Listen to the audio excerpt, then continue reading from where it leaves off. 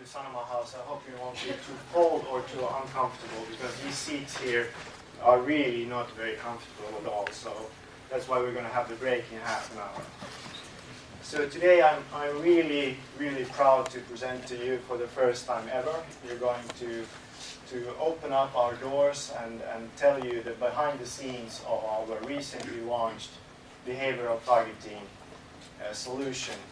And I'm very proud to have also with me here the team from Sanoma and from AdaptLogic, Enreach and Leikki have been the partners in building this solution. So if we can have the team stand up, please. And we have Henrik Hegele is here as well from Sanoma. Yeah, he's back there. So Henrik Hegele from Sanoma.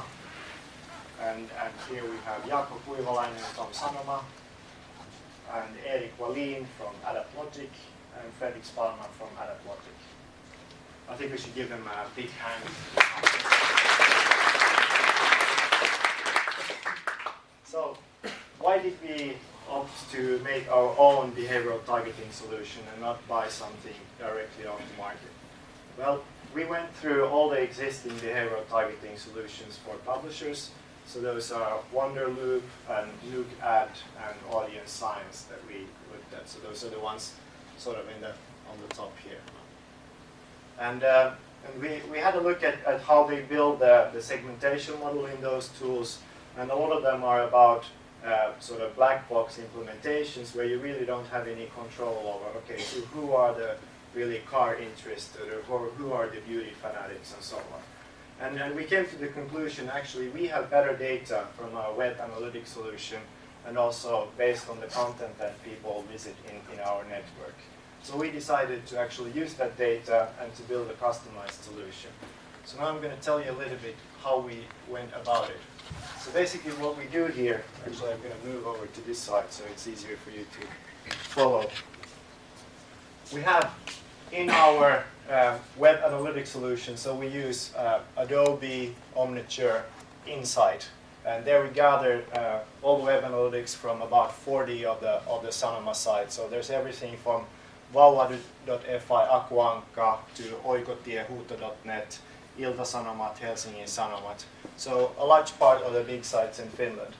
And we combine that with semantic data from our content sites. So those are basically articles that users read, or for example, car adverts or retail real estate adverts in Oikotie. And we collect that data from the last 30 days. And we aggregate that data here with the target fusion. Before that, we have segmented this data into 25 predefined segments. So there you have the travel interest category or the auto interest category. And then we also collect the data from what users have done on our site. So internal searches that they made on the sites, or what kind of Google search terms they come to our network with, how long they spend there, what kind of pages they visit, and so on. And then we group those together, and then we also have the opt-out possibility for targeted advertising and targeted editorial recommendations. And then we send that off to the ad server.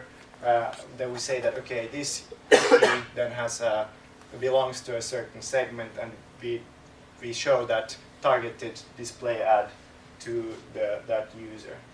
If we dive one level further down, because I know a lot of you are interested to know how this actually works, I'm going to go into even a little bit more detail here.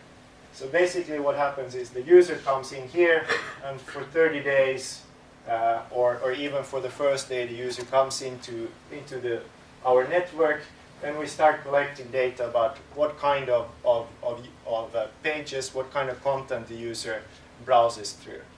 And the more he browses, the better picture we get of the user. So he can belong to 1 to 25 segments. Usually a user belongs to 4 to 6 segments. So also we don't register the users who only come to for one single session, because those are not really interesting for building a profile. So they get the cookie, and then after they have this cookie, then we do and we have this sort of Lakey interest profile. We export that data to this enrich segmenting server, and so the cookie is then segmented, so we know that they belong to these 4 to 6 groups.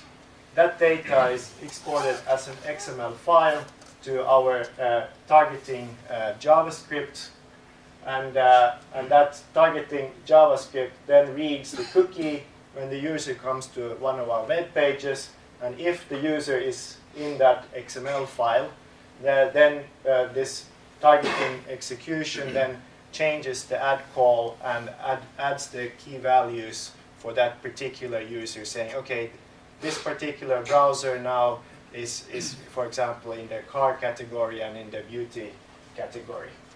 And then the ad server then decides to then show that targeted ad, and the user then might click on that ad, and that click information then goes back to the ad server and also goes back to our reporting system that then so we know afterwards that how many users that belong to this segment clicked on the ad, how many users that belong to the demo group, that we always reserve 20% of the ad impressions for non-target sort of control group, so we know if the segmentation worked as it should. So we know the difference between the sort of segmented targeted user versus users that were sort of just chosen by random. And after that we can then say, okay, how many users belonging to the car group are there in our network in the coming weeks? So then the ad sales people can then book, say, okay, we have 350,000 car interested cookies in the network in the next week, and then they make the booking here, and then that is passed then to the ad server. So then we know that, okay, we booked all the car segments for next week, and we have some impressions free for the week after that. So again, there was a lot of things to glue together, and that's why we had to use these 3 different companies to build this sort of solution. But the advantage of doing this is now we have full control of how the segmentation model works. We know exactly what the results are, and we can tweak the model. And also for our big clients, we can then build customized segmentation models. So a lot of our big advertising clients, they have their own segmentation model, like for example Telia Sonera, Finnair, Kesko, Nokia. They have their own segmentation model for their customers. So we can take that model and then run it on top of our data, and then we can target exactly that group that this advertiser would like to reach. For example, with Nokia, it could be something like early adopters that they want to reach. So I'm going to now tell you about some of the cases we made. If you have any questions about this sort of technical setup, then now is the right time to ask about that. Please. How long time did it take to make the whole system? So when did we start working on this? Late August last year. Late August, and this was released 1 month ago. Yes? How much more profit you make with this system? So our CPM pricing for this is double compared to non-targeted CPM. Yeah.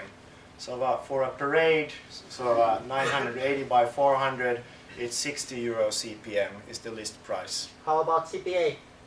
We don't sell CPA Why for not? this product. So this is not a discussion for today. So how does this go then for the actual process with the customer? First we do an initial targeting. So we set up what the client is looking for. For example, then the car campaign and maybe a certain demographic. So they want to have, for example, men in the age of 35 to 45. and maybe also from a specific region or with a specific income. And then we start off with those criteria, and then we see how the campaign goes, and then we do some optimization during the campaign. Maybe we expand the group a little bit, because normally all people who are interested in cars are also interested in something else as well. So we try to find the groups which are similar to the ones that this interest is about. Quick question. Yeah. Are you doing this optimization? Yeah, we actually use Enreach, which is Right. helping us to do the actual work with the optimization. Okay, good. And then, so we've specified what the client wants, and then we run that with our audience data. We do the segmentation and the analysis. Then when we know what the inventory is, we can then say that, okay, these are the number of impressions that we can have for this campaign. Saying, for example, okay, we have 300,000 impressions for this particular combination of demographics, interest, or, for example, values or attitudes that we can also segment on. And then, so the campaign is delivered, and then we get feedback on how the clicks performed for that campaign, or if the target of this campaign is not clicks, but it's, for example, some form of conversion, then we put our measurement tag on that campaign site, and then we can actually look for how did the conversion go for this campaign. And it's usually it's a lot of feedback loops in here. The campaigns are 2 weeks to 2 months, typical campaigns with quite few impressions, so something like 100,000 to 1 million impressions per week that run for a long time. Because normally one user doesn't come back to the Sanoma network every week or every day, so we need to run them for a long time to achieve as a big reach of the internet population as possible. So how does this thing work then? So this is what the Lakey system does. So this is a music page that is about a review of Lady Gaga's concert.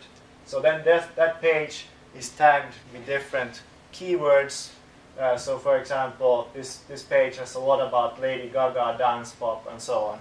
So these meta tags is then added to that user's historic profile. So again, the more the user reads content or browses our pages, the more of these tags is added to that user's profile. And then if the user wants to, he can opt out from this. So this can be found in the usage policy of the pages, and there you can find the link to go to this opt-out page. And at the moment we use the same opt-out, so both for editorial targeting of content and also for ad-based content. So at the moment we are of course waiting for how this is how the legislation is going to be developing in Finland. So is there going to be opt-out or opt-in?